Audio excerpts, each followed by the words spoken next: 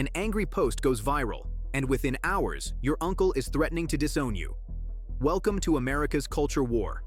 From school board brawls to TikTok bans and university walkouts, America's culture war has become a daily crisis.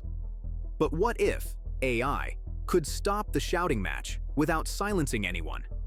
If you're into smart solutions that challenge the status quo, hit that subscribe button and turn on notifications. We can't change the system without you.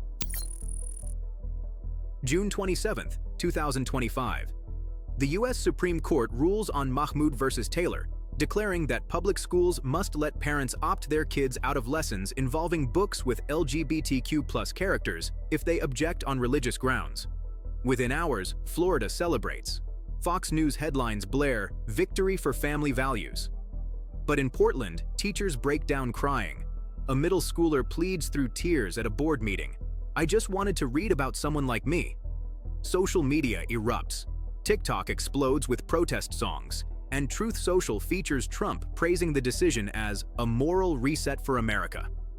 Across dinner tables, old wounds reopen. Cousins unfollow each other. Students stage walkouts. Teachers scramble to rewrite lessons overnight. In school board meetings, parents scream while others cry. More than just words or court rulings, this is about personal identities being validated or erased. Parents feel they're protecting their children from ideological capture. LGBTQ+ students feel they're being erased from existence.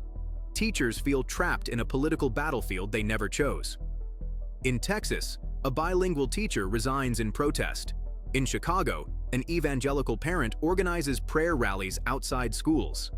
Discord channels light up with conspiracy theories. Everyone is mobilizing. No one feels safe. The media intensifies the emotional toll. Late-night segments clip the worst 15 seconds of every speech, fueling new hashtags every hour. YouTubers monetize every meltdown. TikTok teens record tearful monologues while trolls swarm the comments. Even families start drafting emotional boundaries. No politics at dinner turns into no talking at all. Holiday gatherings shrink. Relationships fray. A grandmother in Wisconsin tells her pastor, "I don't recognize this country anymore." Meanwhile, high school debate teams are forced to cancel meets due to online threats. Libraries face bomb threats over inclusive books. The culture war has become not just emotional, but increasingly dangerous. Churches begin adding extra security.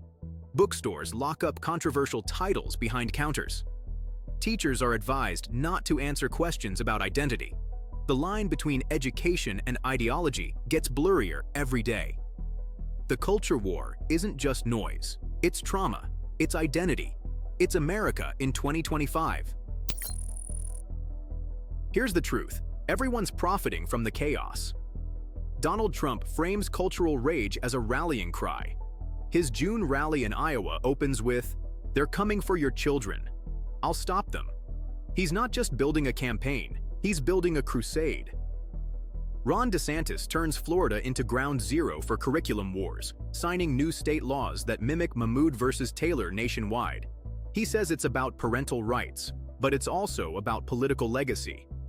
Woke activists fight back with cancel campaigns and digital outrage. They succeed in viral moments, but alienate potential allies. Their emotional urgency is real, but their tactics often feed the other side. Fox News thrives on conflict, airing hour-by-hour breakdowns of woke lunacy, knowing rage fuels viewership.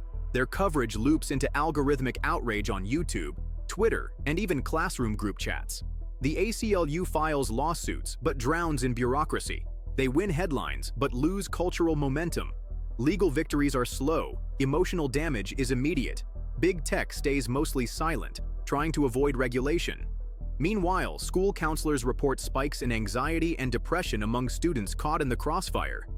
Even moderates are pushed to choose a side. There is no neutral ground left, only accusations of complicity. Trying to opt out becomes a form of betrayal in the eyes of the most vocal tribes. Some school districts consider installing surveillance in classrooms to monitor lesson content, sparking even more backlash. The tension only rises. Each player has locked themselves into a feedback loop. Provoke, react, escalate, and regular people are the ones getting burned. Introducing Culture Compass, AI. a neutral system built to de-escalate cultural flashpoints by analyzing real-time language, tone, and facts across public discourse. Phase 1, 0 to 6 months. Urgent action. Culture Compass launches in Florida and California school boards. It listens anonymously to public comment sessions and instantly summarizes core concerns. Before arguments ignite, it pushes out non-partisan fact sheets. Here's what the law actually says. Emotional heat drops. Dialogue begins. The AI also flags when terms like indoctrination or groomer are used, trigger words that escalate fear. It doesn't censor, it just signals. This phrase increases hostility by 37%. Phase 2, 6 to 18 months. Rollout. Fox News agrees to overlay Culture Compass's analysis during segments. Claim rating, misleading. Trump-aligned platforms test it, showing that AI doesn't silence their speech, it just clarifies it. Woke activists deploy it too, replacing cancel hashtags with reform petitions backed by clear facts. College campuses start using it in debates, reducing tension, increasing turnout. ACLU joins as a watchdog, ensuring neutrality and public audits. Faith-based groups get seats at the feedback table. Skeptics become early adopters. Phase 3, 2 to 5 years. Stabilization and impact. The National Culture Council forms, a human-led, AI-informed advisory board. Its job: issue plain language guidance on laws, curricula, and online trends. Metrics show fewer public fights, more calm debates. Civic trust rises. In classrooms, students debate harder, but with empathy. On TV, anchors reference Culture Compass scores with pride. In churches and mosques, the language of cultural warfare shifts to cultural healing. Even Congress begins holding hearings guided by Culture Compass breakdowns. Lawmakers start asking, "What's the emotional data say?" before rushing to tweet. The shift is slow but real. AI is the architect. Humans still vote, decide, and enforce, but we do it smarter. Of course, there's fear. Some say, this is liberal surveillance. Others claim it's MAGA propaganda. And trolls? They'll try to overload the system. But Culture Compass is open source. Every audit is public. Its code is peer-reviewed. And it evolves with red teaming from both left and right. We make it trustworthy by making it transparent. And the people who first hated it? Many come around when they realize it doesn't tell you what to think. It just helps you think more clearly. Even comedians start poking fun at how calm political arguments have become. Saturday Night Live runs a sketch where angry pundits melt into therapy hugs after an AI report tells them they actually agree. Culture Compass doesn't erase emotion. It just maps it, like GPS for feelings in a polarized world.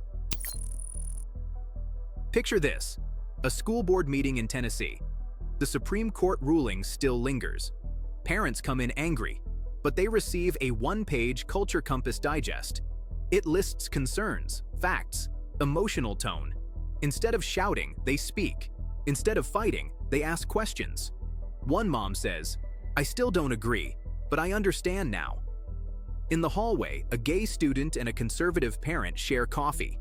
They don't vote the same, but they're both exhausted by chaos. Culture Compass gave them a way to talk without landmines. In a nearby classroom, a teacher pulls up the dashboard and sees the temperature. Tension, moderate, agreement trend, rising. She smiles. It's working. This is not utopia. This is not censorship. It's emotional clarity, at scale. Would you live in that world? If this vision makes sense to you, hit that like button, subscribe, and turn on notifications. We're building something smarter, together.